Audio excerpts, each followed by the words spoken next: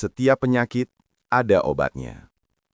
Imam Muslim meriwayatkan dalam Sahihnya dari hadis Abu Zubair yang meriwayatkan dari Jabir bin Abdullah bahwa Nabi SAW bersabda, "Setiap penyakit ada obatnya.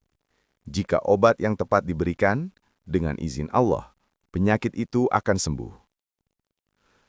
Dalam Sahihain, dari Atha yang meriwayatkan dari Abu Hurairah yang berkata bahwa Nabi SAW bersabda, "Allah tidak menurunkan suatu penyakit tanpa menurunkan obatnya."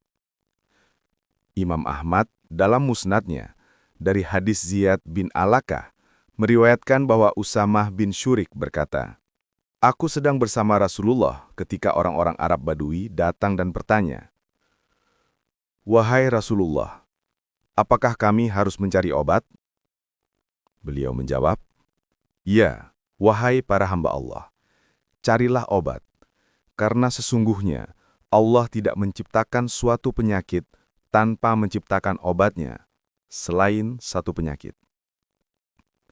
Mereka bertanya lagi, 'Penyakit apakah itu?'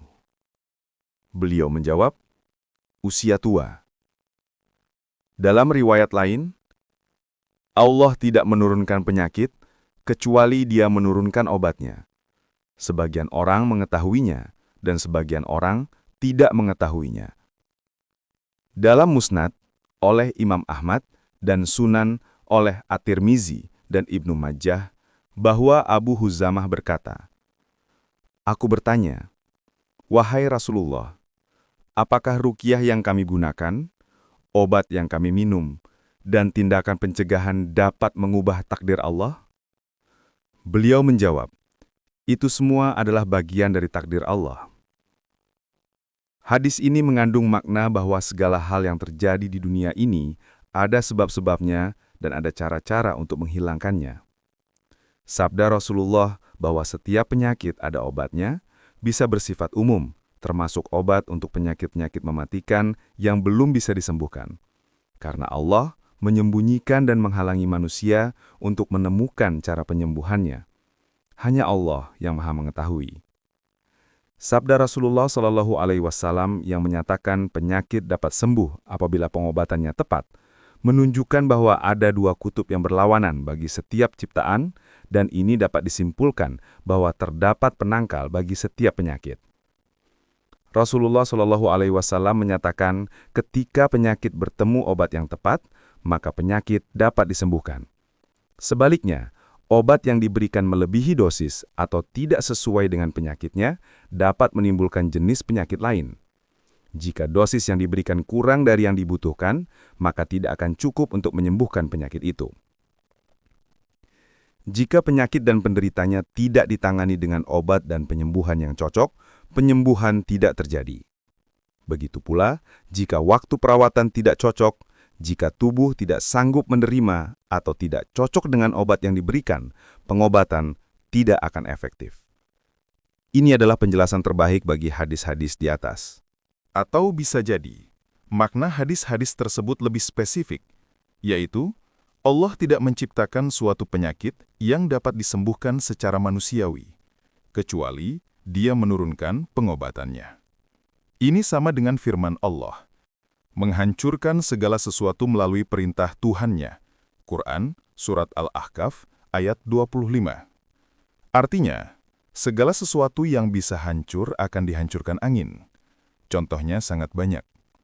Orang yang memperhatikan dengan seksama penciptaan segala sesuatu yang saling berlawanan di dunia ini, menganalisis segala sesuatu yang saling mengalahkan, saling menguasai, dan saling menolak, akan mengagumi kesempurnaan kekuasaannya, kebijaksanaannya yang kekal, dan hasil ciptaannya, juga keesaan dalam keilahian dan perbuatannya. Segala sesuatu selain Allah memiliki lawan atau penangkal, tetapi Allah kaya dalam dirinya sendiri dan tak ada lawan maupun kawan. Sebaliknya, segala sesuatu yang lain membutuhkan Dia. Hadis-hadis sahih tersebut memerintahkan umat muslim untuk menggunakan obat, dan upaya-upaya itu tidak bertentangan dengan kodrat ketergantungan manusia, tawakal, kepada Allah. Keyakinan pada keesaan Allah hanya dapat sempurna dengan melakukan hukum sebab akibat, termasuk menghilangkan unsur-unsur yang merugikan dengan cara dan metode yang diperintahkan Allah, dan segala hal yang dapat membantunya. Meninggalkan penggunaan obat-obatan bertentangan dengan ketergantungan total kepada Allah, serta bertentangan dengan perintah dan kebijaksanaannya. Keengganan memanfaatkan obat-obatan juga dapat melemahkan tawakal kita kepada Allah, meskipun orang mungkin berpikir bahwa sikapnya ini dapat memperkuat kepercayaan dan ketergantungannya kepada Allah. Tidak mencari obat bertentangan dengan tawakal sejati, karena tawakal sejati itu meliputi hati seorang hamba yang mengandalkan Allah dalam memperoleh apa yang bermanfaat bagi kehidupan dan agamanya, sambil menolak apa yang merugikan kehidupan dan agamanya. Tawakal yang benar termasuk mencari manfaat ini bagi seorang hamba. Jika tidak, orang tidak akan melaksanakan perintah dan kebijaksanaan Allah Subhanahu wa Ta'ala. Seorang hamba tidak boleh menganggap kelemahannya sebagai tawakal kepada Allah, dan tawakalnya sebagai suatu kelemahan. Hadis-hadis di atas juga menentang orang-orang yang tidak berupaya mencari obat. Orang-orang itu mengatakan, jika kesembuhan sudah ditakdirkan, obat tidak ada manfaatnya. Jika kesembuhan tidak ditakdirkan, obat juga tidak akan bermanfaat. Atau orang-orang yang berkata, penyakit terjadi karena kehendak Allah, maka tak ada orang dan sesuatu yang dapat melawan kehendak Allah. Pertanyaan ini adalah pertanyaan yang diajukan oleh orang-orang Badui kepada Rasulullah. Sahabat-sahabat dekat Rasulullah lebih mengenal Allah, kebijakan dan sifat-sifatnya, dan mereka tidak berpikir sebagaimana orang-orang Badui. Rasulullah Shallallahu Alaihi Wasallam menjawab orang-orang Badui dengan mengatakan bahwa obat-obatan dan langkah-langkah pencegahan adalah bagian dari takdir Allah. Karena itu, tak ada yang dapat melepaskan diri dari takdir Allah kecuali dengan takdir Allah juga. Penggunaan obat adalah bagian dari takdir Allah dan juga menolak sebagian dari takdir Allah. Tak ada cara bagi makhluk untuk bebas dari takdir Allah berupa lapar, haus, panas atau dingin, kecuali dengan takdir Allah juga.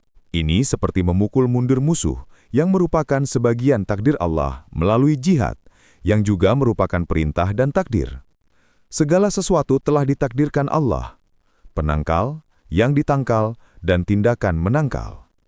Jawaban lain bagi orang-orang yang mengajukan pertanyaan serupa itu adalah sebagai berikut. Kalau begitu, orang boleh meninggalkan upaya mencari pengobatan atau upaya menolak hal-hal yang merugikan. Jika manfaat atau mudarat ditakdirkan untuk terjadi, pasti akan terjadi. Namun, jika tidak ditakdirkan, pasti tidak akan terjadi. Jalan pikiran seperti ini akan mendatangkan kehancuran bagi agama dan dunia. Pertanyaan seperti ini hanya diajukan oleh orang-orang yang menolak kebenaran.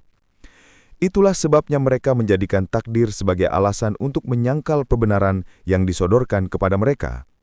Ini seperti argumen orang-orang yang mempersekutukan Tuhan, sebagaimana Allah berfirman, "Seandainya Allah berkehendak, niscaya kami dan bapa-bapa kami tidak akan mempersekutukan Dia. Jika Allah menghendaki, kami dan ayah-ayah kami tidak akan menyembah selain Dia." Mereka mengungkapkan pernyataan tersebut untuk menolak argumen Allah yang mengutus para rasulnya kepada mereka. Orang-orang yang mengajukan pertanyaan itu seharusnya mengetahui bahwa ada suatu argumen yang mereka tidak singgung. Allah telah menakdirkan bahwa sesuatu akan terjadi ketika ada penyebabnya. Dengan demikian, jika penyebabnya terjadi, maka apa yang ditakdirkan juga akan terjadi.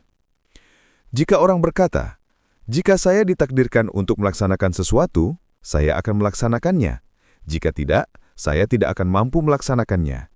Kita jawab dengan perkataan, apakah Anda akan menerima protes pelayan, anak-anak, atau pekerja yang menolak perintah atau melanggar larangan Anda? Jika Anda menerima alasan mereka, Anda tak berhak menyalahkan orang-orang yang tak mematuhi, mencuri harta, merusak kehormatan, atau melanggar hak-hak Anda. Jika Anda tidak menerima alasan mereka, bagaimana Anda menggunakan logika yang sama untuk mengingkari hak-hak dan perintah Allah kepada Anda? Diriwayatkan dalam kisah Israiliyat bahwa Nabi Ibrahim alaihissalam pernah bertanya kepada Allah, "Wahai Tuhanku, dari mana asal penyakit?" Allah menjawab, "Dari Aku." Ibrahim alaihissalam bertanya lagi, "Dari mana asal kesembuhan?" Dia menjawab, "Dari Aku."